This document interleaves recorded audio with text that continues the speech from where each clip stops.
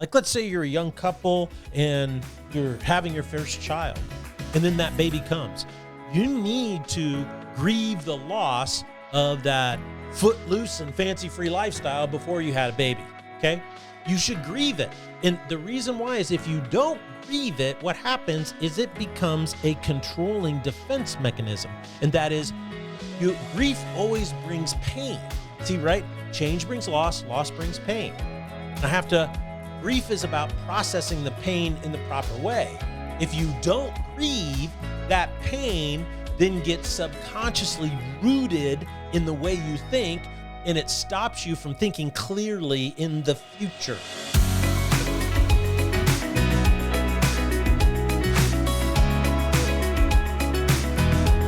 Welcome to the Salty Pastor Podcast.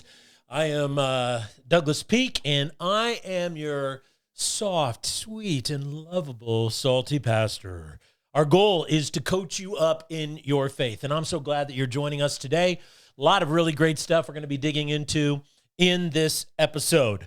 And remember, it's not what you think, but how you think that makes such a huge impact on your life. Because it's that process of thinking, that process of clarifying your beliefs, the knowledge base that you develop, and then what you actually do that ends up making the biggest difference in your life. It's not what anybody else thinks. It's not what I think. It's not what anybody else knows or what their knowledge base is. It doesn't matter what anybody else does that's going to help you navigate this thing called life. The ups and the downs, the rights and the lefts, the twists and the turns.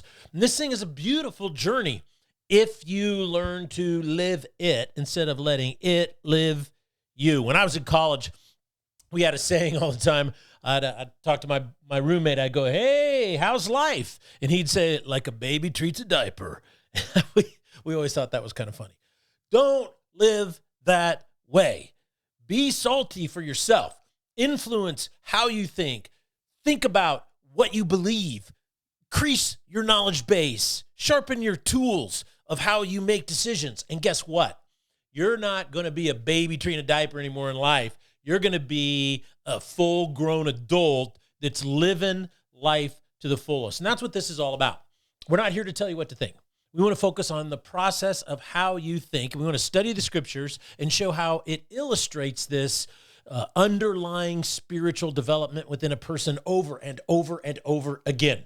So as you think about how you're thinking and what you're believing, guess what? You're answering the most important questions about your life. Why you're here, what you actually think matters, your core values. And then anytime you face a challenge, anytime you face an obstacle, anytime you face an up or a down, guess what? You can navigate them successfully. I was listening to a comedian talk, and he made something really, really interesting. He said that character is never developed in good times. He says, show me a kid that grew up on a trust fund, and I'll show you a kid with low character. I thought that was really interesting. He goes, hard times develop strong character. So I'm here, your salty pastor. I like to say I'm highly educated in things that nobody cares about anymore, and I have over 37 years of full-time ministry, and I'm just here to share kind of what I've learned. And I don't know it all, but I'm hoping that it will help you in your faith and everything that your faith influences, which is your total personhood. So we're currently in a series called Transitions in Life, okay? And I want to kind of go back real quick and just give you a kind of a review, right, of kind of the initial reason why we're doing this. And that is that transitions are a fact of life, okay? Change, we all face change, and transitions are two different things. Even though they're like, the same side, different sides of the same coin, they're actually very different. They influence each other. They travel together, but change is an external event. And just because time is passing, we live in a chaotic world. There's expected changes. There's unexpected changes. And these are external forces that act upon us as human beings. Sometimes you can be in control of change. Most of the time you're not. That's just a fact of life. Transitions are an internal event.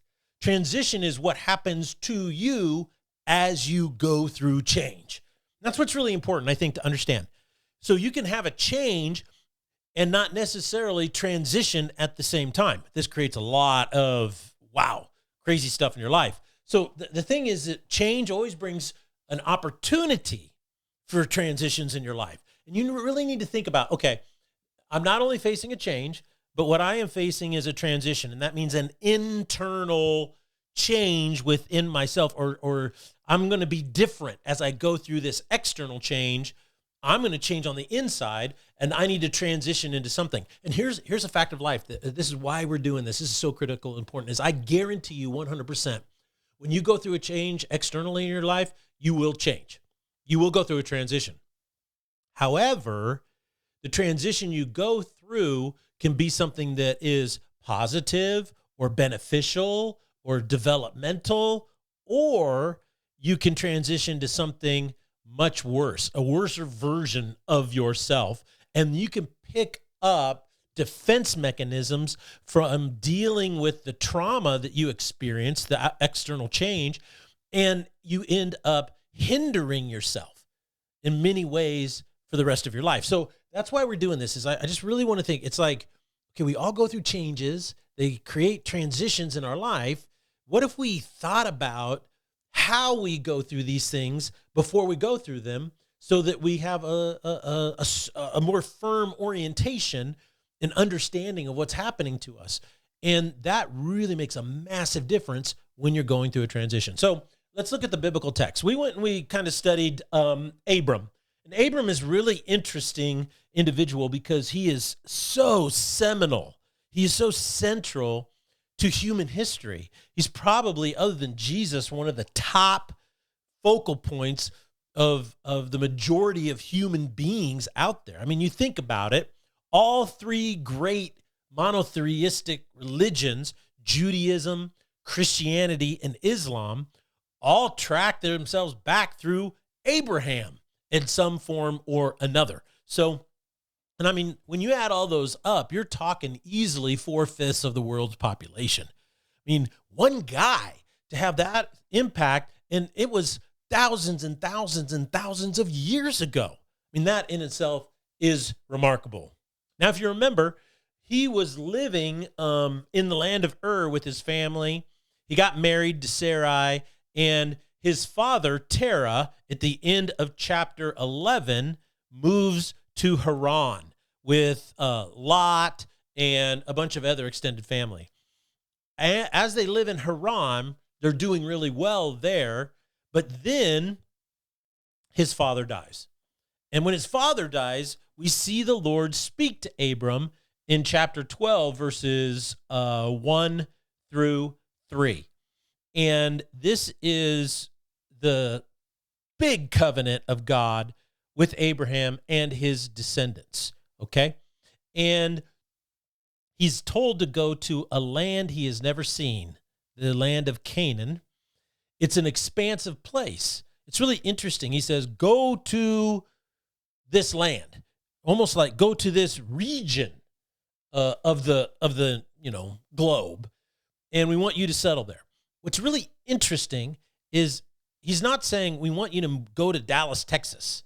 He's basically saying just move to Texas. I mean, Texas is a big place, and Canaan was a big place. And it's like, okay, well, where do I go when I get there?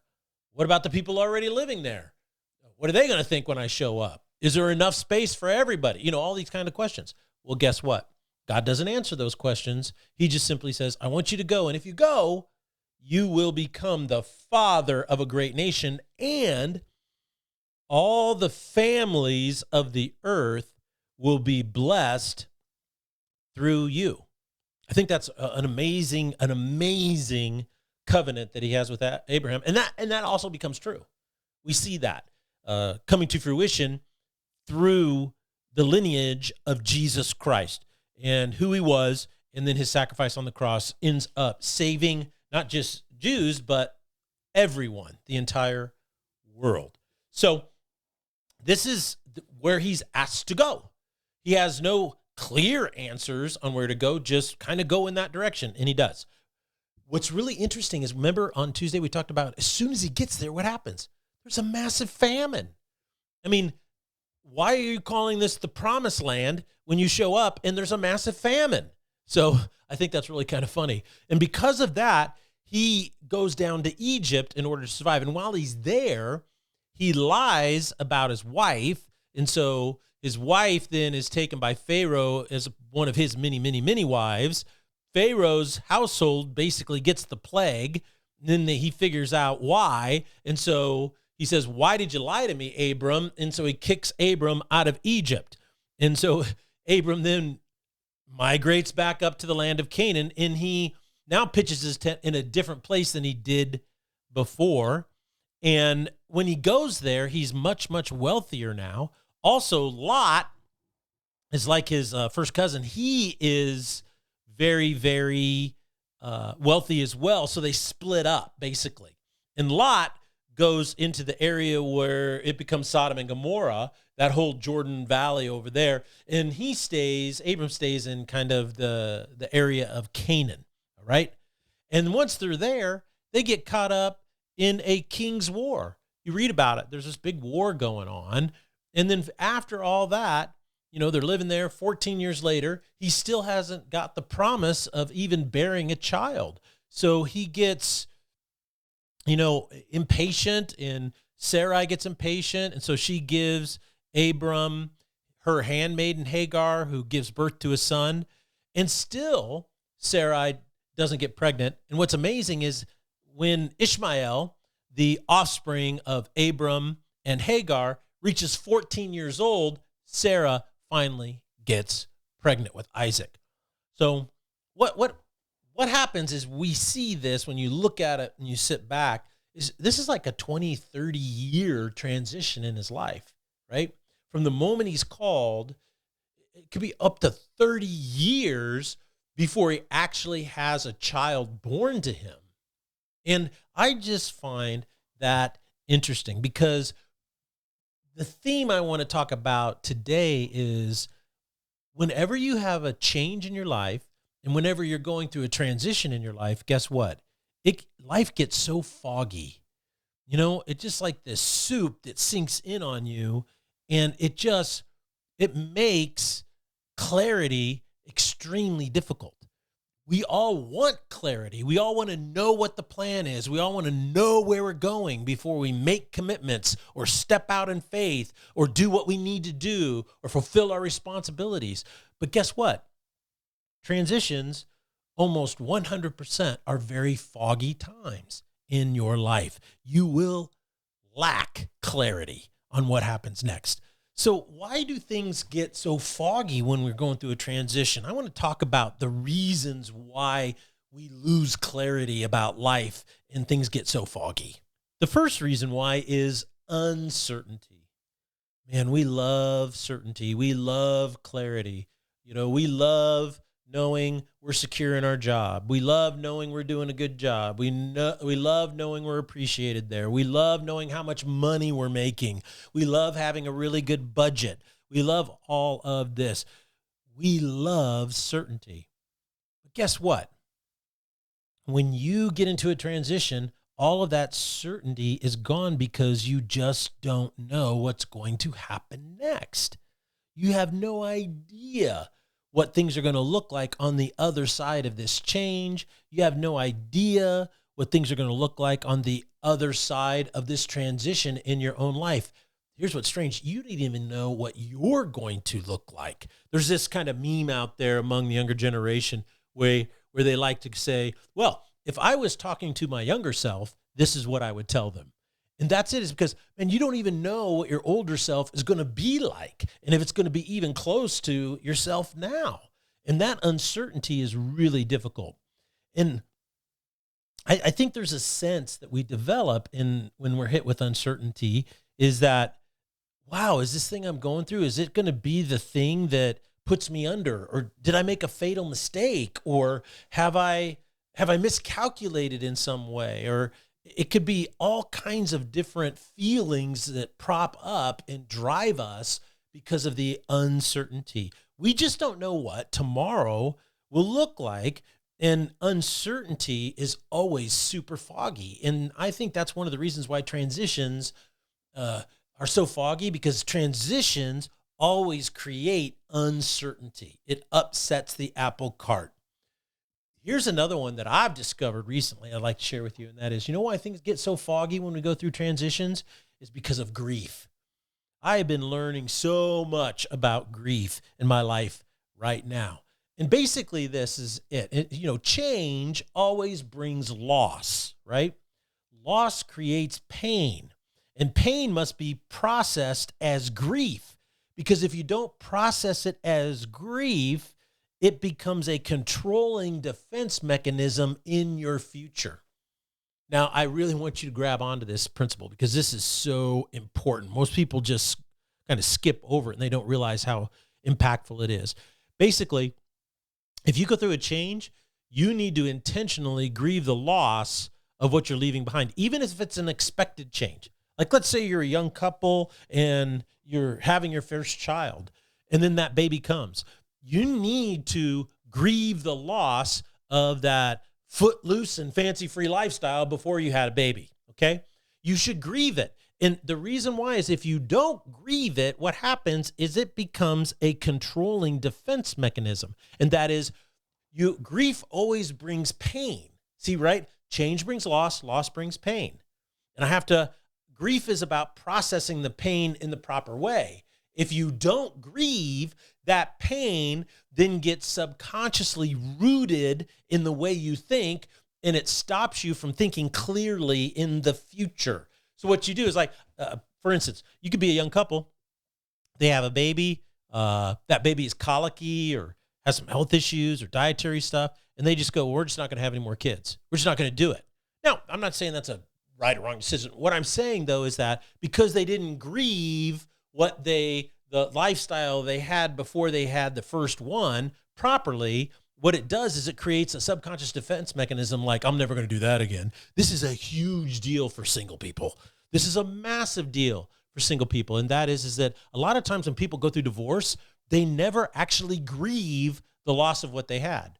They're usually hurt and angry, so they just want to be hurt and angry and move on. But the thing is that you have to grieve that old relationship. And what that basically means is you're dealing with all the emotions, the good, the bad, the right and the wrong, all of those things. You have to grieve them and deal with them properly. And when you do so, then that basically allows you to move forward into a new relationship. If you don't, you carry it with you. I remember a guy who was single, real handsome guys, dating lots of ladies and stuff like that. And I ran into him in a restaurant, and he was dating this really, really attractive gal. And so then I run into him a couple weeks later. I don't know, we were at lunch somewhere or something. And I just said, hey, I met this gal. And I go, how's that working out? He goes, well, it didn't last very long. I go, I said, why is that? And he just made this really funny comment. He goes, well, she's really attractive, but she's towing a U-Haul full of baggage. So his perspective was she had not dealt with any of this stuff in her past. And because of that, she was taking it with her into all of her new relationships. So here's the thing. Change brings loss. Loss creates pain. Pain must be processed as grief. You have to process it. And if you don't, it will become a controlling defense mechanism subconsciously in your life every single day. And this is why the Salty Pastor always focuses on it's how you think, not necessarily what you're thinking, that make the biggest difference in your life. But so the reason why things get so foggy in transitions is because we're in pain and we're suffering and we don't know how to process our grief properly. Okay.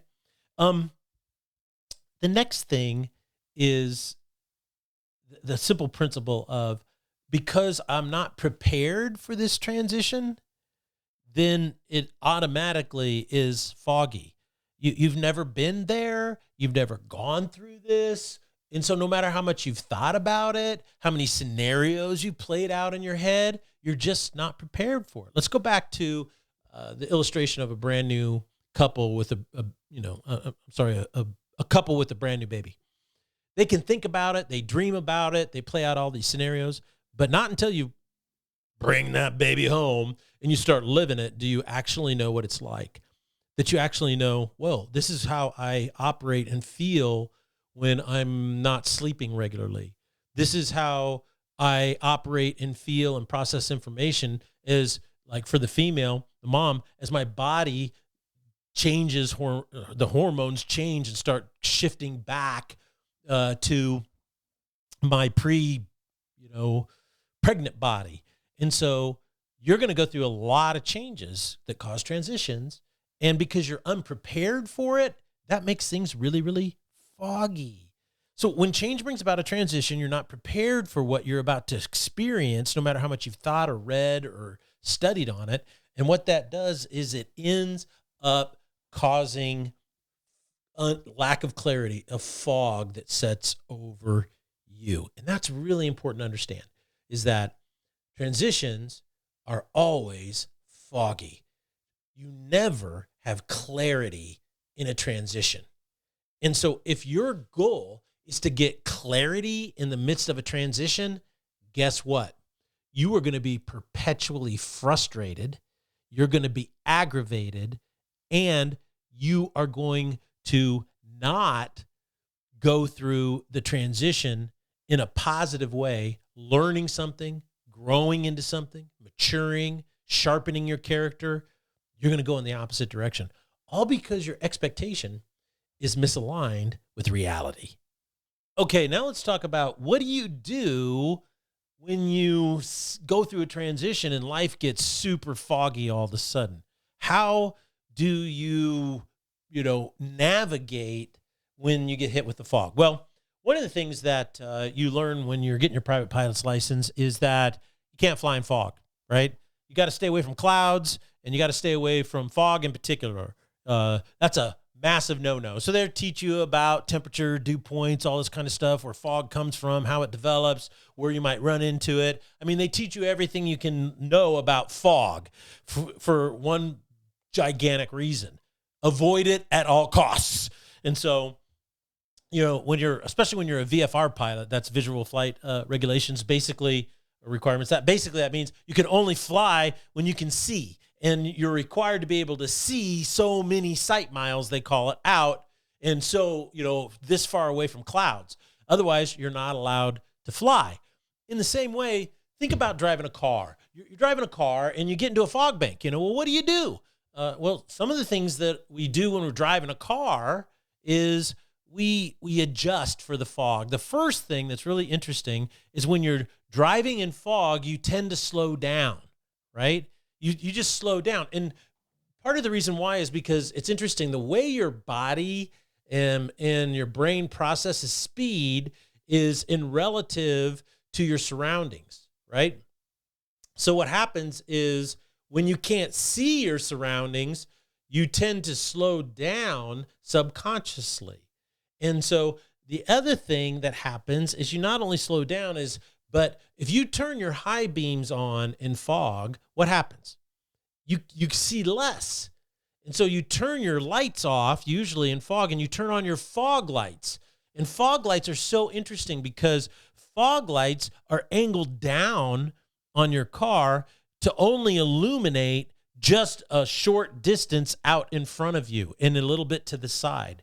And so it's really interesting is that if you try to get clarity in the midst of a transition, you know what you're doing? You're turning on your high beams, and you end up seeing even less. But if you say, I'm not going to try to get clarity over where this is going and how it's going to turn out, what I'm going to do is I'm going to get clarity over what's right in front of me so I can take the next best step. That's like turning on your fog lights, right? And then finally, if the fog is so thick, you got to act like a pilot and say, I can't fly in this. So you just pull over and wait for it to pass. Now, these simple steps of driving in fog or acting like a pilot, not flying in fog, are really appropriate to everyday life when you get into a transition. You have to understand is that you're not going to have clarity in a transition. It's going to be foggy. And so the best thing to do is first and foremost, slow down. Just try to slow down. You're not going to solve your problem overnight. One of the things, and this is going to be a really hot take, this is a salty take, and that is that the younger generations, and I mean people under 45 years of old, have grown up watching so much TV, they think they could solve any problem in 60 minutes. They've been indoctrinated in their brain. They think a certain way that, well, if we just sat down and get all our cards out on the table, or we get raw with each other and we get authentic, then that's going to solve our problem. And I'm like, yeah, that's not true. That's not how life works. You know, if you've ever worked with people who are struggling with drug addiction or any type of addictive behavior or habitual sin, guess what? They can get down there and they can confess all day, have a raw moment, come to Jesus, pray and weep. Guess what? That doesn't make the addiction go away. It just doesn't work that way. You can have a problem in your marriage and you can sit down, have a big drag out, bare your soul with each other. And guess what? It doesn't help your marriage. And the reason why is because when you're going through a transition, you know, you're not going to solve it in one meeting. You're not going to solve it in just one bare your soul confession.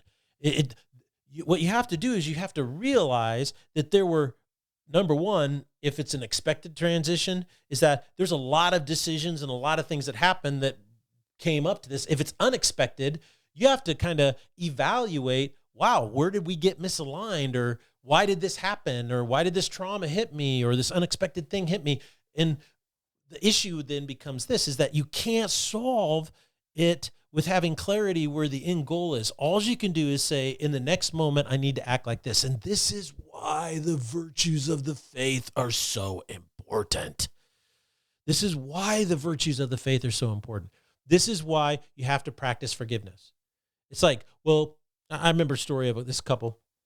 They came in, this probably 20 years ago, easily. And they were having a lot of difficulties in their marriage. And so they were sitting down, they were asking me, you know, for counsel. And I'm like, you know, I'm doing my best. And I remember talking about, well, there seems to be an issue of forgiveness. You guys have difficulty forgiving one another, right? And if you could work on forgiving, because every time you hit a new bump, all of the old hurts come up as well. And it maximizes those little offenses into these massive things. And what ended up happening, I think, is that they discovered that because they couldn't practice forgiveness, they could never heal their marriage. And so they had to get to the point where they had to be able to practice forgiveness for each other every single day. Because once you do that, you can't help but allow a bitter root to grow up in the relationship and defile it. That happens all the time. So this is why it's so important to practice the virtues in the midst of a foggy period of your life, right? The Bible's very clear. Well, practice forgiveness every day. Number two, be kind every single day, even when you don't feel like it. He says, you should love other people. Even when they don't, when you're persecuted by people, or people wrong you and they do terrible things to you and they let you down and they disappoint you and you lack your expectations are broken. What do? Instead of praying the judgmental, destroy them, imprecatory psalms all over them, what do? You pray. Jesus is very specific about this. You're not Old Testament, you're New Testament now. So you pray forgiveness and love. Why? Because that's what's good for you. That's what's good for you in the midst of the fog. What you're doing is you're saying, I'm going to slow down and I'm just going to take it, turn on my fog lights. And your fog lights are the virtues. You practice the virtues every single day in your life. And guess what happens? You start making progress. Now, you're not going as fast as you want, but that's because you're in a fog. And so you look back and you go, you know what? I'm practicing the virtues every single day. And because I'm practicing them every day, guess what? Things are getting more clear. And then finally, sometimes you just need to pull over and wait. In Psalms 40, it says something really interesting. He starts off, he says, I waited patiently on the Lord. I waited patiently on the Lord, and he inclined his ear to me. Isn't that a great way to start this psalm? Let me turn there, and I'm going to read a little bit more for you. It says, I waited patiently for the Lord, and he inclined to me, and he heard my cry. He brought me up out of the pit of destruction, out of the miry clay, and he set my feet upon a rock, making my footsteps firm. He put a new song in my mouth, a song of praise to our God. Many will see and fear and will trust in the Lord. My friends, when you find yourself in a transition and your life is foggy, slow down, turn on the fog lights, and if necessary, pull over and wait patiently on the Lord. It'll be the greatest blessing in your life because guess what? Change always brings transitions, and transitions are a fact of life. Our only choice is what effect that transition will have on us as people. Will we become better people, better versions of who God is calling us to be, or will we become bitter and smaller and worse versions of ourselves? That's the Salty Pastor signing off for today. Hey, go over to our YouTube channel, like and subscribe. That's so important. Go to our website.